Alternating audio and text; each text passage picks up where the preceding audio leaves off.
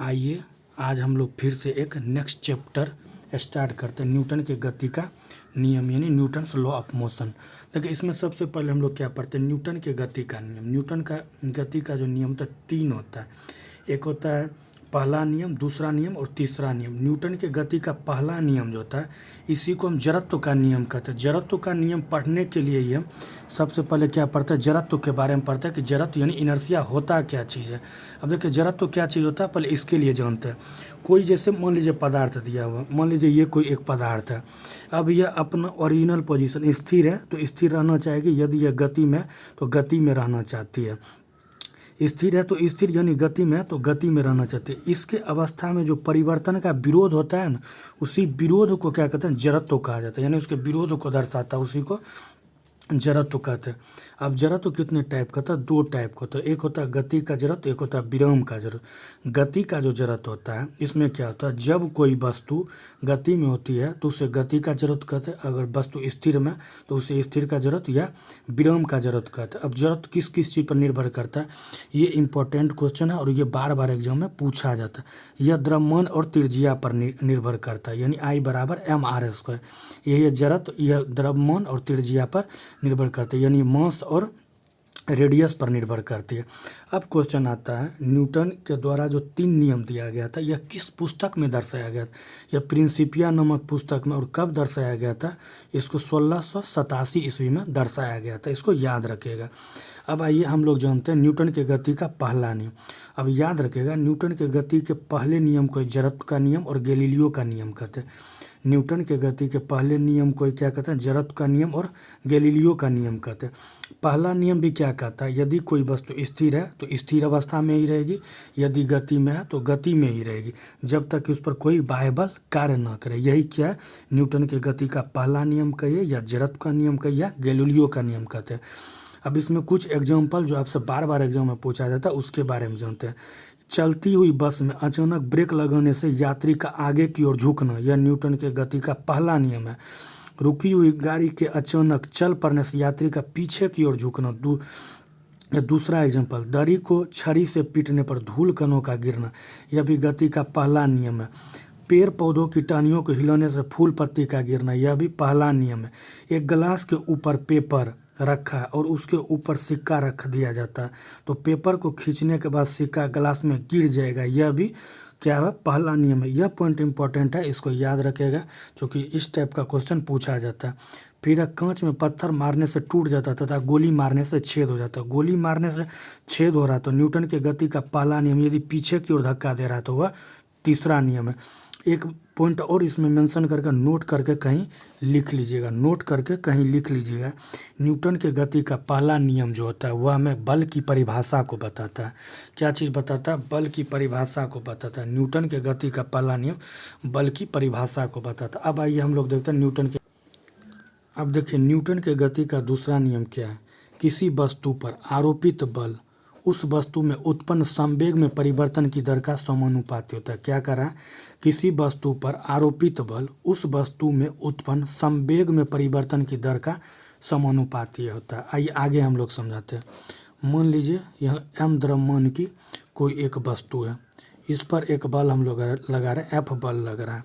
अब कुछ न कुछ वेग से, स्टार्टिंग वेग से बढ़ रहा है, मान लीजिए u वेग से यह बढ़ रहा है। फिर यह इस वस्तु का एक अंतिम स्थिति आएगा, मान लीजिए यह एक अंतिम स्थिति आया और फाइनल पॉइंट पर आएगा तो इसका फाइनल वेलोसिटी v हो गया। यानी स्टार्टिंग इनिशियल जब कुछ ना कुछ जब चलना स्टार्ट किया तो वह u से चला, जब फाइनल पे पहुंच गया तो मान लिया वह v हो गया, यानी v वेग से वो अपना अंतिम पोजीशन पे पहुंच गया। अब क्या कर, आरोपित बल, यहाँ हम क्या लिख सकते हैं, आरोपित बल, यहाँ लिख लीजिए आरोपित बल, और डायरेक्टली प्रोपोर्शनल हो जाएगा किसका, संवेग में परिवर्तन के, समानुपाती है यानी डायरेक्टली प्रोपोर्शनल किसका हो गया, संवेग में परिवर्तन के, संवेग में परिवर्तन के। अब आरोपित बल मेरा क्या होगा, F हो गया।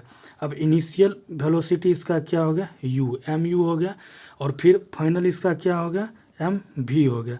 अब कुछ ना कुछ टाइम टेकन करेगा तो t टाइम से यह पहुंचा।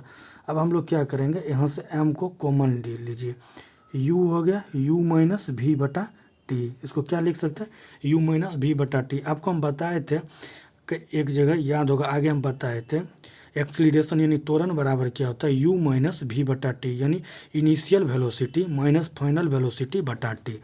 तो हम इसको क्या लिख सकते हैं, एफ डायरेक्टली प्रोपोर्शनल एम में, एफ डायरेक्टली प्रोपोर्शनल क्या होगा, एम में, या हम लोग क्या लिख सकते हैं, एफ बराबर के इंटू एम में। के क्या हुआ, कांस्टेंट, के को हम लोग क्या मान लिया, कांस्टेंट, के यहाँ क्या हो गया, कांस्टेंट। देखिए F directly proportional m into u minus v बटा टी।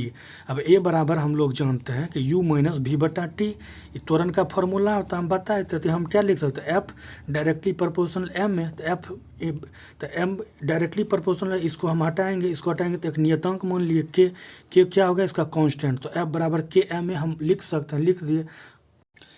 अब यहाँ हम आगे क्या लिख सकते हैं, एफ बराबर हम एम ए लिख सकते हैं।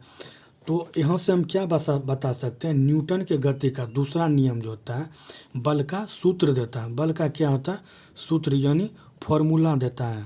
पहला नियम हमको क्या दे रहा था, बल का परिभाषा दे रहा था, और दूसरा नियम हमको क्या दिया, बल का सूत्र दिया था।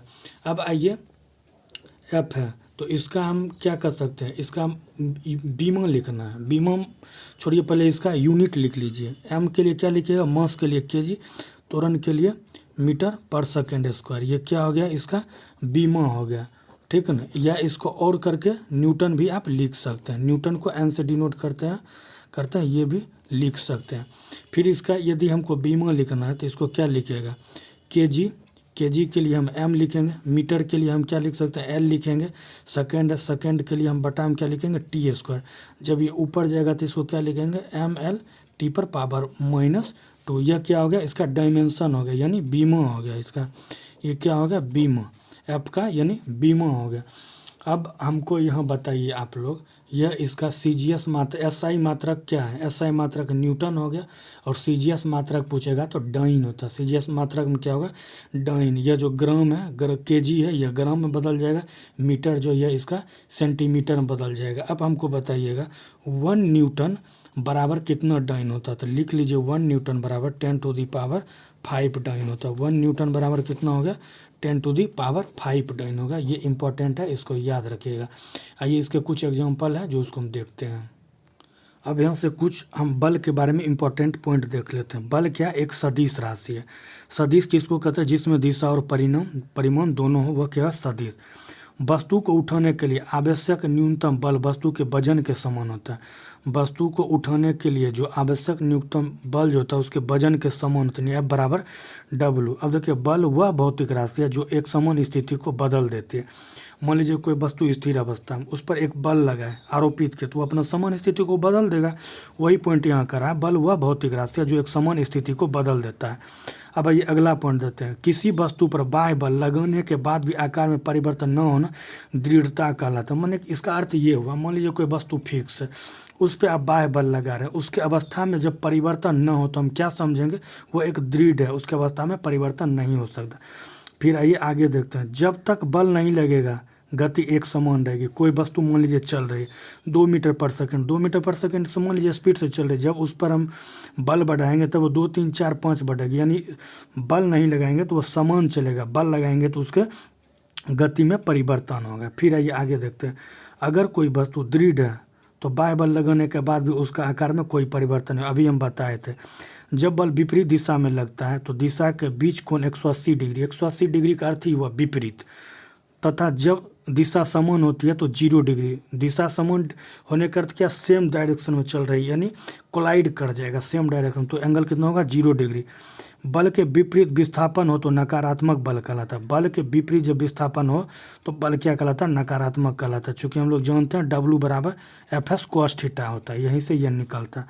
अब कुछ एग्जांपल इसका देख लीजिए, जैसे टेनिस के गेंद की तुलना में क्रिकेट की गेंद से चोट अधिक लगता है, यह न्यूटन के गति का द्वितीय नियम है।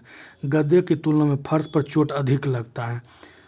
ऊंची या लंबी कूद में जमीन को खोदकर हल्का कर दिया जाता है ताकि चोट कम लगे, यह भी द्वितीय नियम है। बड़े कील को अधिक गहराई तक धंसाने के लिए हथौड़े से अधिक चोट दिया जाता है, यह भी न्यूटन गति का द्वितीय नियम है। कराटे खिलाड़ी ईंट को तोड़ने के लिए अधिक चोट मारता है, यानी कराटे का जो खिलाड़ी होता है ईंट को तोड़ने के लिए अधिक बल मारता है। ये न्यूटन के गति का कौन सा नियम हुआ? दूसरा नियम।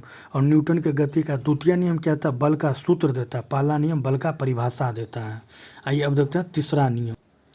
अब आइए तीसरा नियम में देखते हैं। तीसरा नियम क्या कहता है? प्रत्येक क्रिया के बराबर विपरीत प्रतिक्रिया होता है। प्रत्येक क्रिया के बराबर क्या होगा? विपरीत प्रतिक्रिया होगा। अब इसमें देखिए क्या है, न्यूटन के गति का तीसरा नियम जो होता है, जिससे हमको 2 पॉइंट स्पष्ट होता है। पहला क्या होता है? यह हमेशा बल हमेशा जोरे में होगा। बल हमेशा जोरे में होगा, यह कभी अकेला नहीं हो सकता। यह क्वेश्चन पूछा हुआ रेलवे में मोड टाइम, इसलिए इसको याद रखिएगा। बल हमेशा क्या होगा? जोरे में होगा, यह कभी अकेला नहीं होगा। दूसरा, क्रिया और प्रतिक्रिया दोनों अलग अलग वस्तु पर लगने वाला बल है। क्रिया और प्रतिक्रिया दोनों अलग अलग वस्तु पर लगने वाला बल है। अब इसका कुछ एग्जांपल देख लीजिए। एक महिला कुएं से पानी खींच रही है, रस्सी के टूट जाने के कारण चोट लग जाता है। यह न्यूटन गति का तृतीय नियम है। फिर बंदूक से गोली चलाने पर बंदूक के पीछे झटके कारण चोट लगना, यह भी तृतीय नियम है। जमीन पर चलते समय जमीन पर चोट करना, यह भी तृतीय नियम है। पानी में तैरते समय पानी पर चोट करना, यह भी तृतीय नियम है। नाव से कूदने पर नाव का पीछे की हटना, यह भी तृतीय नियम है। रॉकेट का उड़ना, यह भी तृतीय नियम है। देखिए, न्यूटन के गति का जो थर्ड लॉ होता है, तीसरा नियम, वो बल की प्रकृति का पता चलता है। उससे क्या चलता है? बल की प्रकृति का पता चलता है। अब देखिए हम लोग क्या पढ़े? न्यूटन के गति का पहला नियम, दूसरा नियम, तृतीय नियम। पहला नियम हमको बल का परिभाषा बताएगा, दूसरा नियम हमको बल का सूत्र देगा, और तृतीय नियम हमको बल की प्रकृति को बताएगा। क्या उसका प्रकृति क्या है? अब देखिए कुछ इसका ट्रिक है जो शायद याद रखेगा तो इजीली इसके क्वेश्चन को हल कर सकते हैं। न्यूटन के गति के पहले नियम, गति कम या विराम है। गति या विराम का विरोध कर रहा है तो पहला नियम, गति या विराम का विरोध कर रहा है तो पहला नियम। हम क्या बोले थे? पहले नियम में गति या विराम का विरोध यानी जड़त्व का नियम हो गया। चोट कम या अधिक लगना, यह द्वितीय नियम। चोट लगना, यह तृतीय। चोट आपको लग रहा है, तृतीय नियम। चोट कम या अधिक लग रहा है, द्वितीय नियम।